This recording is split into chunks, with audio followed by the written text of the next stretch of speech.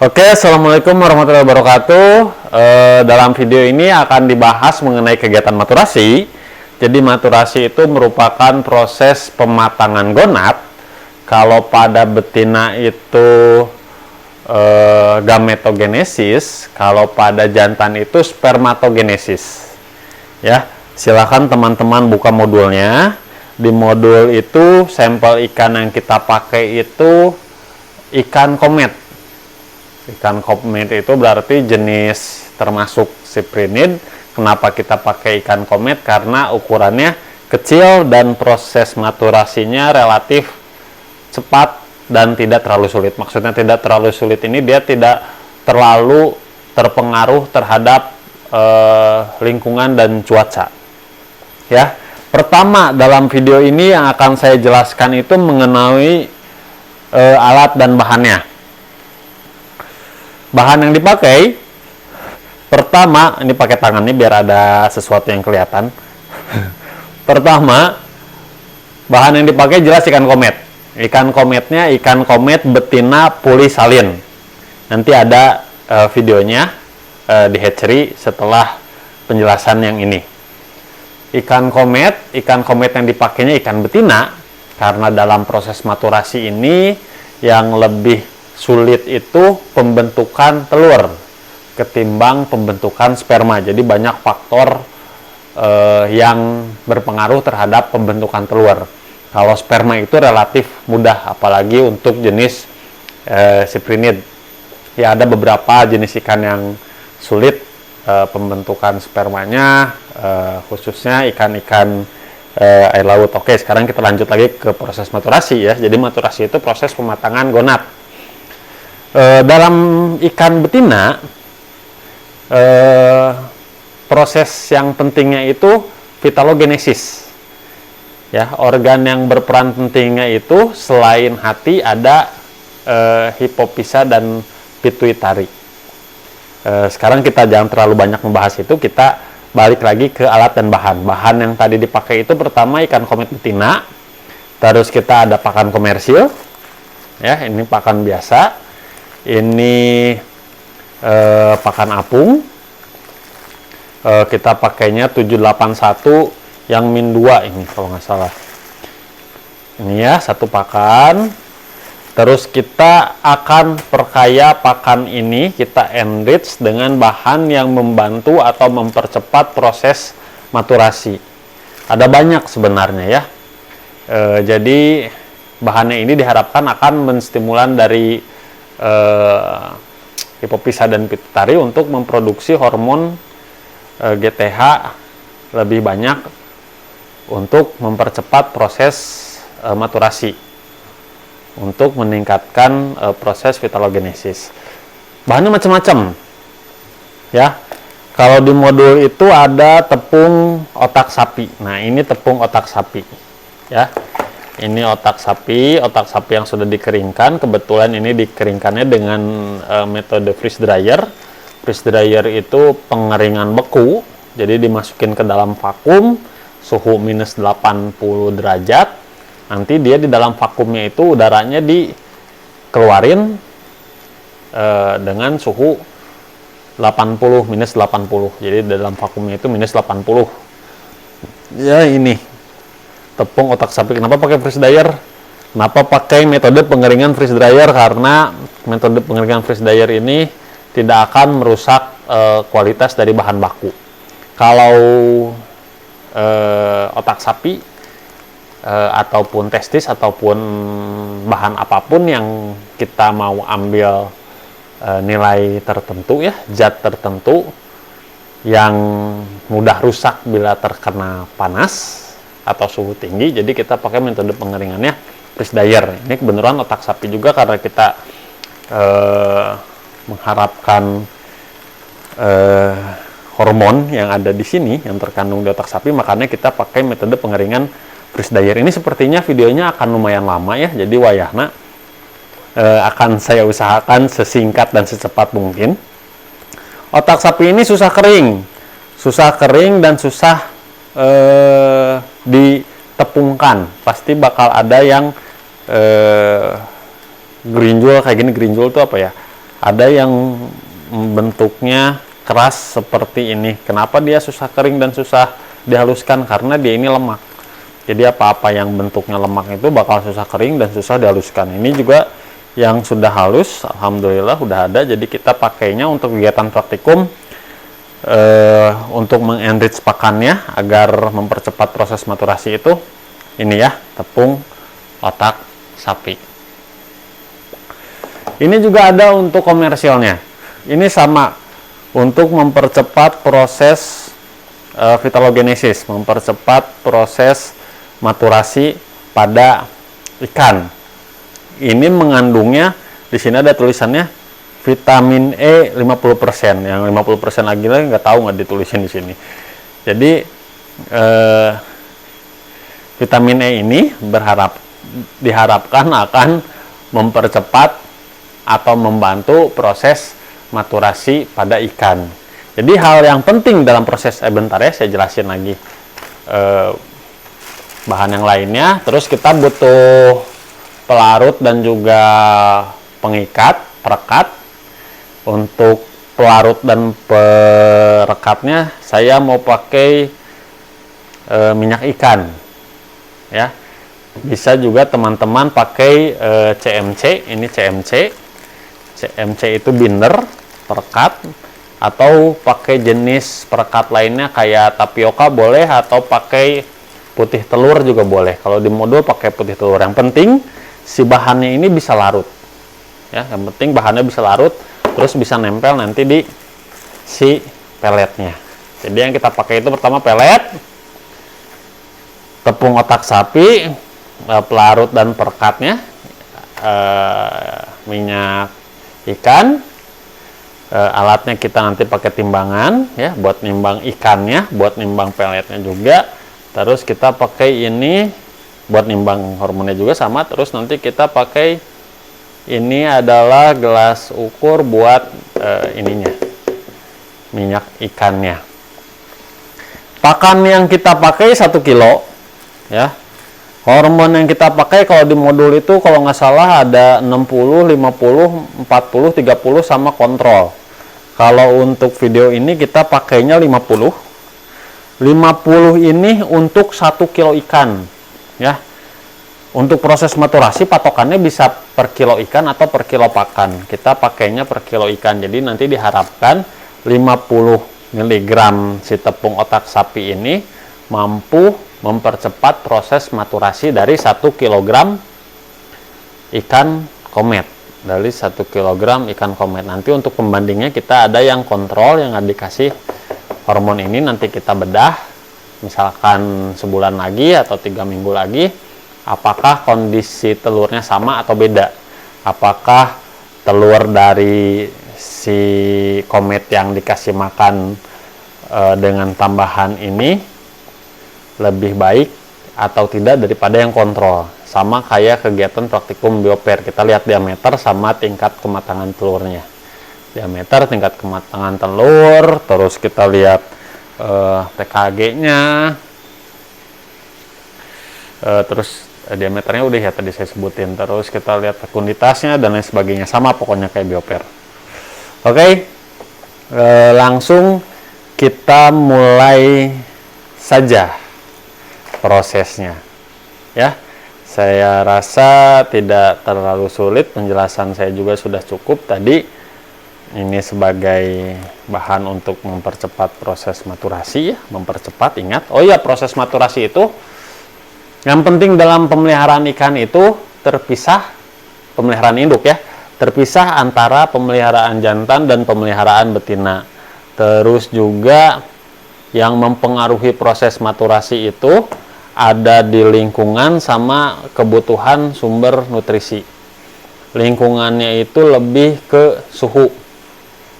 Misalkan gini ya, misalkan teman-teman memelihara ikan dalam kondisi lingkungan yang baik, oksigennya baik dan lain sebagainya baik. Yang satu ada di suhu rendah, misalkan ada di 24 gitu, terus yang satu lagi ada di suhu yang relatif lebih hangat, misalkan di 28 atau 30. Nah, ikan yang ada di suhu 28 sampai 30 ini proses maturasinya akan lebih cepat dibandingkan ikan yang ada di suhu rendah. Tapi bukan berarti faktor lingkungan lainnya juga bisa dikesampingkan gitu. Sama faktor lingkungan lainnya juga penting, tapi yang paling penting suhu. Yang paling penting suhu. Dan nutrisi. Jelas kalau nutrisi ya, harus memenuhi kebutuhan si ikan, bukan hanya untuk beraktivitas tapi untuk vitalogenesis, untuk proses pembentukan atau pematangan telur. Nah, proses ini tuh memerlukan sumber nutrisi yang banyak, yang besar. Di musim-musim tertentu, teman-teman mungkin pernah mendengar ikan A atau ikan B telurnya susah. Nah, itu sumber nutrisinya ya kurang. Artinya apa yang si ikan makan itu nutrisinya terpakai buat dia beraktivitas dan mempertahankan tubuhnya dari kondisi lingkungan yang berubah secara tiba-tiba atau pergantian cuaca. Misalkan dia dari musim yang asalnya dingin atau yang asalnya panas terus ke dingin, dia tubuhnya butuh nutrisi lebih banyak untuk imunitasnya. Jadi kepake lebih banyak di situ ketimbang untuk proses vitalogenesis. Jadi makanya dikasih yang kayak gini-gini biar proses maturasinya masih bisa tetap berlangsung dengan baik. Oke, sekarang kita lanjut ke menimbang. Ini sekilo ya. Ini udah sekilo. Sekarang kita nimbang untuk hormonnya. Kita nimbang untuk hormonnya itu 40 mg. Kita timbang di sini aja ya. Kita timbang di sini aja. Kita nyalain. Kita nyalain, udah 0 ya. Teman-teman bisa lihat ini. Terus kita masukin. Berarti ini sampai angka 4 ya. 3. Ini harusnya pakai sendok. Tapi kalau saya ngambil sendok dulu, ini kebanyakan. Kalau saya ngambil sendok dulu jadinya lama, jauh. Oke, ini udah 4 gram. Sekarang kita ambil minyak ikannya. Minyak ikan yang akan kita ambil sebanyak 40 mili. Banyak sekali ya. 40 mili. Pakannya sekilo. Ini nggak harus pakai minyak ikan ya. Kalau misalkan mau pakai minyak-minyakan, bisa pakai minyak kelapa atau bisa pakai minyak curah biasa. Yang penting tadi saya bilang hormonnya larut. Saya kenapa pakai minyak ikan? Iya weh, pedah aya. Dan tentunya akan lebih meningkatkan dari nilai nutrisi si pakan kalau pakainya minyak ikan. Oke, ini udah 40. Sekarang kita masukin biasa aja. Terus nanti kita aduk-aduk ya. Nanti kita aduk-aduk, kita simpan di sini dulu biar masukinnya gampang. Setelah ini larut atau teraduk dengan rata, baru kita campur sama peletnya. Oke. Bahan selain ini yang bisa dipakai buat maturasi apa? Banyak. Kayak tadi contohnya kan ya, vitamin E ini yang Ovagrow mengandung vitamin E. Vitamin C juga sering dipakai buat maturasi. Emangnya kalau vitamin E kan kebayang ya, dia mempengaruhi langsung proses vitalogenesis. Kalau vitamin C emang mempengaruhi proses vitalogenesis secara langsung? Enggak. Vitamin C tidak. Vitamin C itu dia akan ikut membantu imunitas, menjaga imunitas dan kesehatan si ikan. Jadi untuk nilai nutrisi lainnya yang ada dari makanannya, dari peletnya itu fokus dipakai untuk vitalogenesis. Ya. Oke, ini sudah larut ya. Hormonnya tadi udah cukup larut, ada yang mengendap sedikit. Kita aduk-aduk. Nanti kalau udah larut kayak gini ya, kita langsung campur ke pakannya yang tadi, yang sekilo itu. Ya, jadi ini untuk mematurasikan ya hormon yang ada di sini, bukan hormon, tepung otak sapi yang ada di sini. Tepung otak sapi ini kan apa namanya ya, hipotalamus. Tepung otak sapi diharapkan memiliki RH sama IH, releasing hormone sama inhibiting hormone. Nah, diharapkan nanti ini akan mempengaruhi ikan, mempengaruhi hipofisa ikan untuk memproduksi GTH dengan jumlah yang lebih tinggi, dengan jumlah yang lebih banyak. Oke, sekarang kita campur aja, nanti diaduk-aduk aja ya. Nanti diaduk-aduk, tapi untuk ngeringinnya jangan dijemur di bawah matahari. Ngeringinnya di angin-angin aja. Terus nanti simpennya juga jangan di bawah matahari. Lebih baik disimpannya pada suhu yang rendah. Kalau disimpan pada suhu yang tinggi, dikhawatirkan nanti si hipotalamusnya ini, si tepung otak sapinya ini akan rusak. Jadi RH sama IH-nya juga nanti bakal ikut rusak. Ya, jadi nanti ini dimakan sama ikan, dicerna, masuk ke darah. Nah, dari situ dia mulai bekerja. Nanti direspon sama hipofisa ikan, sama kelenjar pituitari, lalu stimulus untuk memproduksi GTH, lalu ke vitalogenesis, lalu ke pembentukan oosit sampai ukurannya maksimal. Udah ukurannya maksimal, berarti si telurnya udah matang, telur ikannya. Siap untuk dibuahi, siap untuk spawning, siap untuk memijah. Ya, ini diaduk-aduk aja sampai rata. Ini beda bahan, beda sistem bekerjanya ya, beda yang dipengaruhi. Terus untuk pelarutnya juga bisa, kalau misalkan teman-teman pakai hormon sintetis, ya misalkan estradiol atau metiltestosteron, bisa buat maturasi. Untuk pelarutnya juga nanti bisa pakai alkohol. Itu lebih mudah menggunakan alkohol. Kalau itu pasti akan langsung mempengaruhi ketika proses vitalogenesis. Ya, karena sebelum proses vitalogenesis itu kan yang diresponnya estradiol ya, untuk pembentukan oositnya, untuk vitalogenesisnya. Jadi langsung dia nggak ke pituitari dulu, nggak ke hipofisa dulu. Kalau ini dia akan mempengaruhi hipofisanya dulu, hipofisa si ikan ya. Kalau estradiol nggak langsung. Kalau testosteron nanti kan ada yang namanya inhibitor.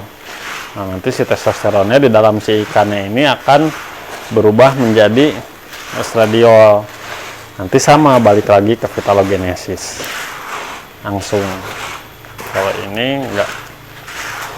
Nah, setelah ini bakal kita angin-angin ya.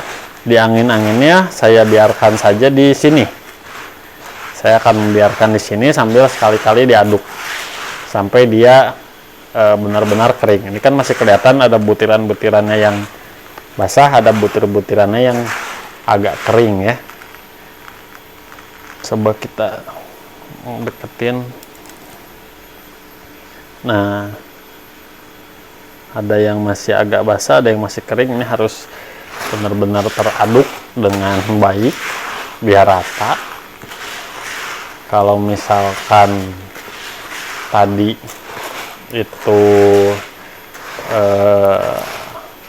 minyak ikannya kurang banyak, terus minyak ikan itu mahal kan, bisa ditambahin juga pakai jenis minyak yang lain. Nggak harus minyak kan, tadi saya juga udah jelasin ya, untuk perekatnya bisa kuning telur, bisa kuning telur, bisa putih telur, bisa juga pakai binder CMC. Kalau pakai binder dan CMC kan bentuknya tepung ya, jadi nanti dicampur dengan air. Yang paling mudah itu pakai alkohol, di spray, nanti dia nguap, hormonnya nempel di sini ya. Yang tadi dibuat dari otak sapi, terus estradiol dan testosteron banyaknya itu dibuat dari sintetis. Nah kalau yang ini saya nggak tahu dia buatnya dari apa, mungkin dari biji-bijian kali ya. Ini vitamin E. Kalau kita pegang kayak gini juga dia ini likat itu apa ya, bisa menjadi pasta gitu. Jadi tidak benar-benar kering, berat, tepungnya berat. Oke, saya rasa cukup untuk yang ini. Kita langsung ke hatchery buat nimbang ikan, terus misahin antara jantan dan betina. Terus bakal kita kasih makan ini selama 4 minggu ke depan. Setelah itu baru kita masuk ke gametogenesis. Jadi untuk kegiatan gametogenesisnya nunggu sampai si ikannya mature, sampai si ikannya siap mijah, sampai ikannya matang gonat. Oke, sekarang ini sampel ikan yang akan kita gunakan dalam kegiatan praktikum. Kanan dan kiri. Yang kanan ini ikan komet betina, semuanya betina, jumlahnya 1 kilo, dan yang jumlahnya berat totalnya 1 kilo, jumlahnya ada 34 ekor. Sementara yang sebelah kiri ini jantan. Jadi kalau maturasi itu pemeliharaan ikannya harus terpisah antara betina dan jantan biar tidak terjadi curi pijah. Jadi ketika maturasi itu dia akan fokus untuk proses vitalogenesisnya, proses pematangan telurnya. Jadi si jantan ini nggak bakal ngajak-ngajak buru-buru pengen cepat mijah gitu. Jadi makanya kita pisahin ya. Kalau jantannya tadi nggak saya timbang, beberapa ekor saja, ngambil dari kolam luar, ada sekitar 15 ekor, mungkin beratnya sekitar 300 graman lah, sekitar 300 graman. Ini pakannya sudah mulai, bukan sudah mulai ya, sudah kering. Kita ngasih pakannya itu satu lagi.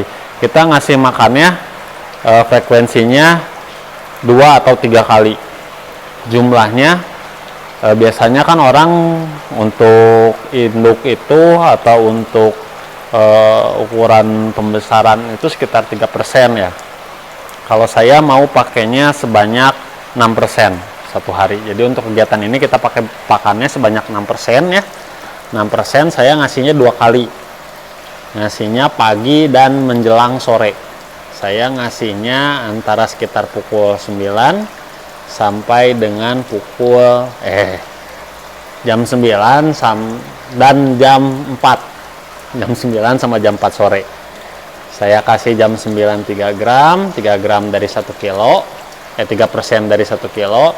Nanti 3%-nya lagi saya kasih sore. Jadi paginya saya kasih 3 gram, nanti sorenya saya kasih 3 gram. Sebenarnya makin banyak asalkan dimakan ya, makin banyak yang dikasih makin bagus kalau untuk proses maturasi ya, karena memang si ikan ini butuh sumber nutrisi, tapi kita juga kan berhitung dari seberapa efektif. Nanti kalau kita ngasih terlalu banyak, iya sih dimakan tapi jadinya boros, sedangkan untuk proses maturasinya sama aja jatuhnya antara yang ngasih banyak dengan ngasih sedikit, karena kita diperkaya oleh tepung otak sapi. Nah oke. Sekarang di sini saya sudah memisahkan dua. Kita akan membedakan, mencari tahu bedanya yang jantan dan yang betina ikan komet. Ikan jantan itu lebih ramping, lebih kumpai. Lebih kumpai itu lebih apa ya? dia sirip-siripnya itu lebih panjang, lebih ramping, lebih panjang. Bagian overculumnya ini kasar, ya. Bagian pada overculumnya kasar. Sekarang mana nih yang jantan? Yang jantan itu yang ini, yang betina yang ini. Ya, saya ambil dulu. Nah, jadi bagian overculumnya ini, bagian yang saya pegang dengan jempolnya ini cenderung kasar kalau untuk jantan. Terus kalau kita stripping juga ya, kalau sudah dewasa dia mengeluarkan sperma. Kelihatan nggak? Tuh ada. Mana? Ya, dia mengeluarkan sperma. Jadi yang jantannya kita simpan di sebelah sini, di bak jantan. Yang betinanya kita simpan di sebelah sini. Ini betinanya betina polisalin. Maksudnya polisalin itu betinanya nggak ada telurnya, habis mijah. Jadi telurnya udah keluar, ya, udah kosong. Telurnya udah keluar, habis mijah, terus kita bentuk lagi, kita maturasi lagi. Polisalin. Sekarang kita kasih pakan yang sore. Nanti besok pagi juga sama dikasih pakan setiap hari. Ya, ini yang perlakuan, ini yang jantan. Nah, yang kontrol nanti itu di sebelah situ. Nah, ini yang kontrolnya, yang nggak dikasih hormon. Oke. Nanti 3 minggu kemudian kita masuk ke bahasan materi gametogenesis. Sekalian sama hipopisasi. Saya rasa cukup untuk video kali ini.